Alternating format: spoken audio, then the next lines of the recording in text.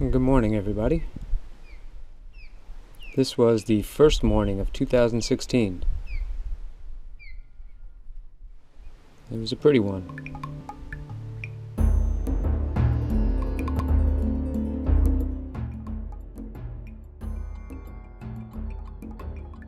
As usual, nothing changes. I'm still all about making tikis whenever I get the opportunity.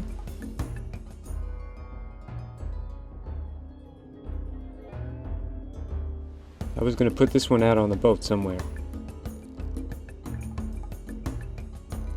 I figured it was small enough that it wouldn't take up that much space.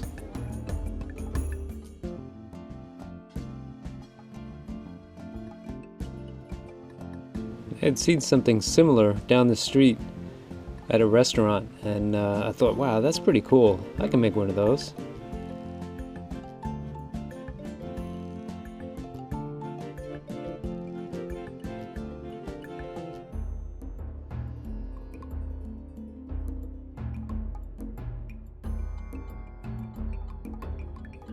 It didn't take a lot of effort to make, and it sure was a lot of fun.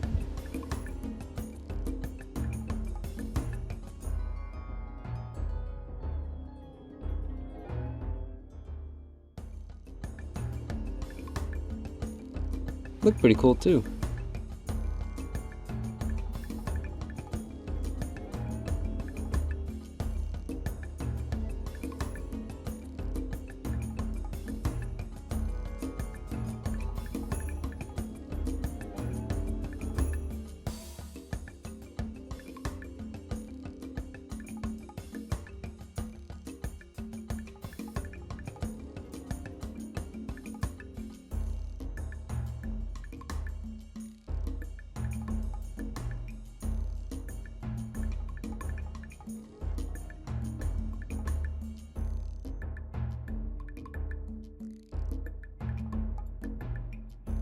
That hopefully will keep some evil spirits away.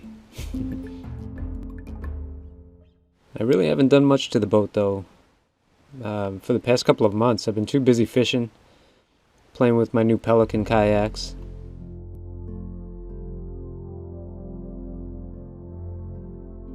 It's a shame.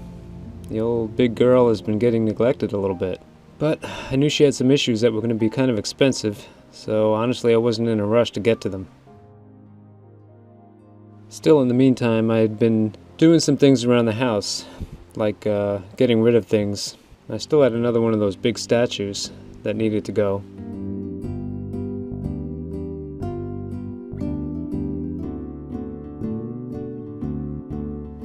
This one just needed a little bit of paint before I could let it go.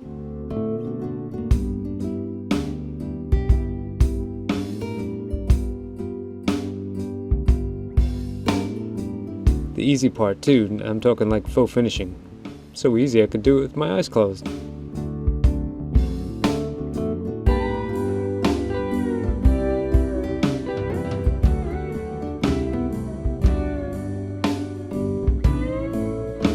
Here I'm using a little cheesecloth to remove this paint.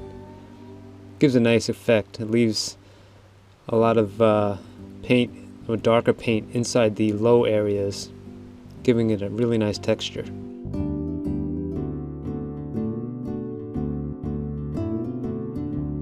I did the same thing to the bark area with a darker paint.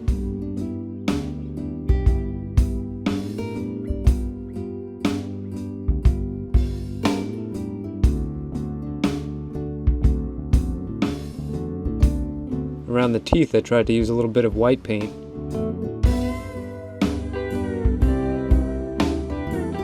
You could barely see it. It's not too bad though.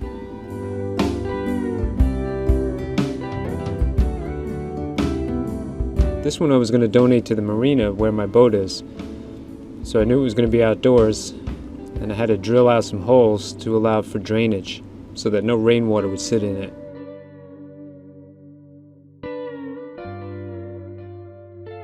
Then I just had to get it in the truck and get it to the marina.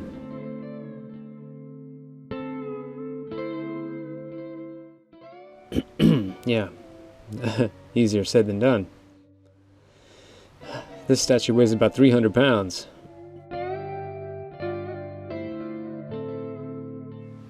Maybe if I look at it a couple times and start again, I'll be able to lift it up into the truck.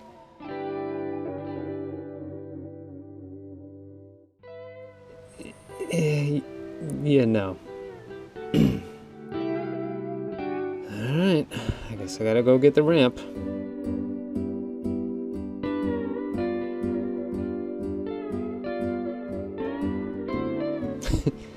And now the statue's in my way, and I gotta move that before I can put the ramp down.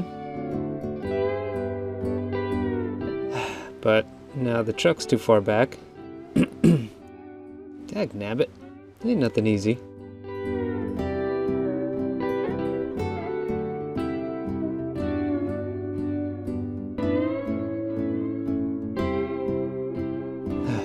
There we go. Finally.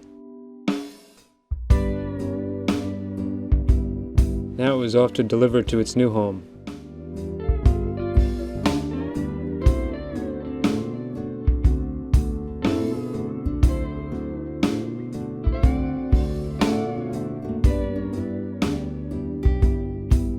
I had 3 of these things at the house. One of them was already gone. This would be the second one. I'm going to put it outside the office here at the marina. There you go, another heavy thing that was part of my life, now gone. Even got a real fern to put in its head. Since it was going to be outdoors, I figured it stood a chance of having a real plant, unlike the plastic one that I had in it at my house.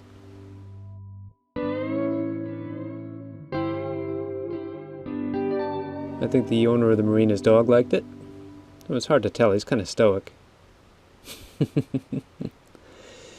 Anyways, back to my pups, back to my boat, and the work that really needed to be done.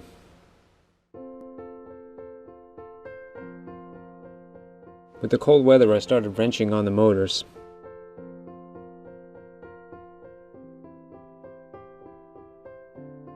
First thing I did is I took the carburetors off. They were sticky and old looking, and I drug them to a place that I'm assuming is pretty good at making carburetors work. I dropped them off, and a few days later I picked them up looking brand new. It was one thing I wouldn't have to worry about in the future. In the meantime, my friend Chris came over, and he helped me do a little bit more wrenching on these motors.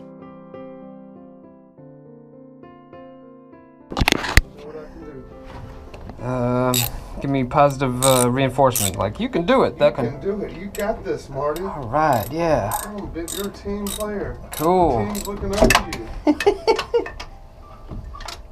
you. See, if you fail, the rest of the team will fail. All right, I can do it, Coach. We all need a little positive reinforcement every once in a while. Chris was definitely a good guy to have in my corner, too. Look at his shop. This place was pretty awesome. We had wrenched the starters off and brought him to his place. You can see here is one, the way it looked when we wrenched it off of the motors. And this is what it looked like when we were done with it. Because Chris has got a sandblasting booth. And we took all the surface rust off of it. It's pretty amazing how clean they are, actually. And they look like junk before you start. But with a little cleaning, they look almost brand new. And we tested them, they worked just fine. So then we strung them up, cleaned them a little bit from all the dust, and then shot it with a new coat of paint.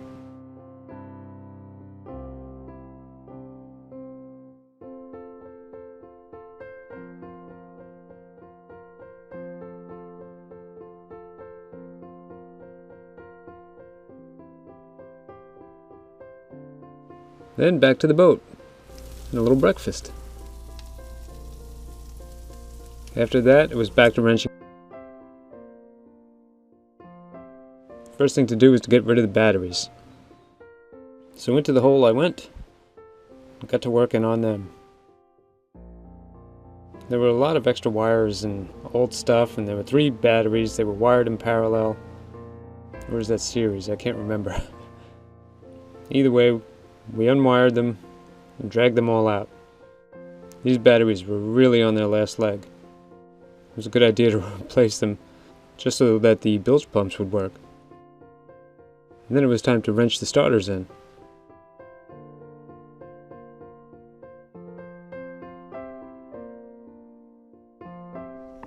Okay. Hey. I'm scraping the paint. What are you doing?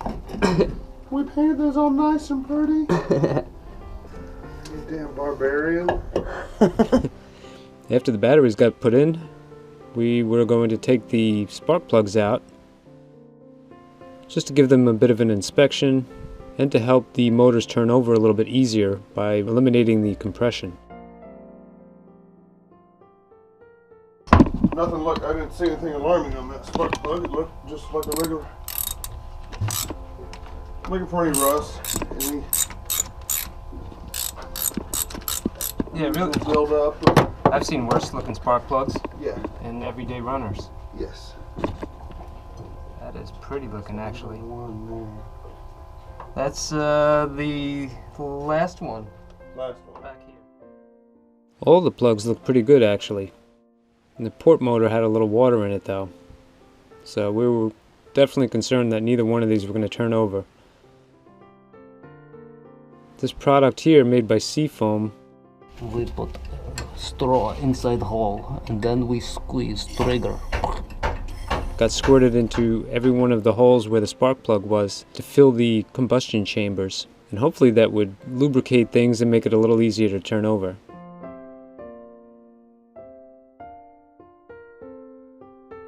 And then we clean the terminals.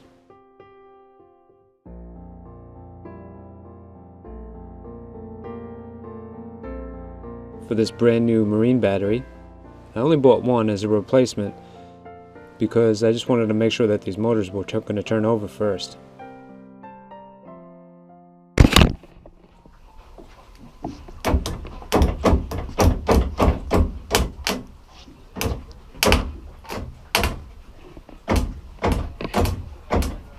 Not a good sign. That was the port motor. That was the one we had the least faith in.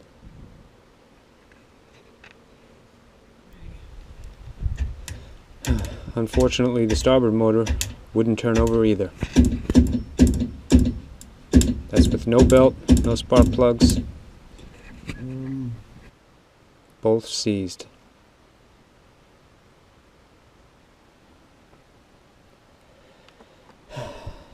Looks like 2016 is going to bring a lot of work with it if I'm ever to get this boat running.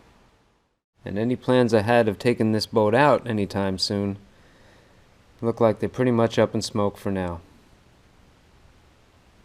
Pretty disappointing, to say the least.